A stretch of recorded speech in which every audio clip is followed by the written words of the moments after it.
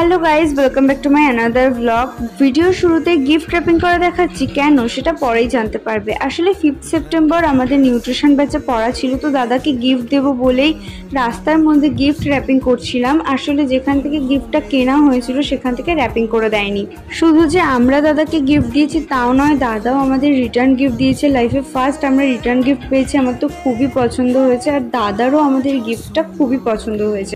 দাদা যে শুধু আমাদের রিটার্ন গিফট দিয়েছে তাও নয়, মঞ্জিনিস থেকে একটা করে পেস্ট্রি এবং একটা করে চিকেন 65 খাইয়েছিল, যেটা তো খুবই ভালো ছিল খেতে।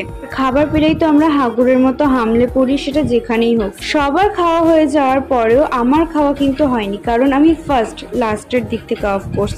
আমি খাবারটা পুরো শেষ না করেই দাদার বাড়ি থেকে বেরিয়ে গিয়েছিলাম, যেহেতু আমাদের ট্রেন ধরার কথা ছিল, আর না হলে অনেকটা লেট হয়ে যেত। তো 5 সেপ্টেম্বরের সকালেও সেলিব্রেশন হয়েছে, সেটা তো দেখালাম, এবং বেলাতেও হয়েছে, সেটা নেক্সট পার্টে দেখাবো। তার জন্য সাবস্ক্রাইব করবো। আজকের মতন বাই।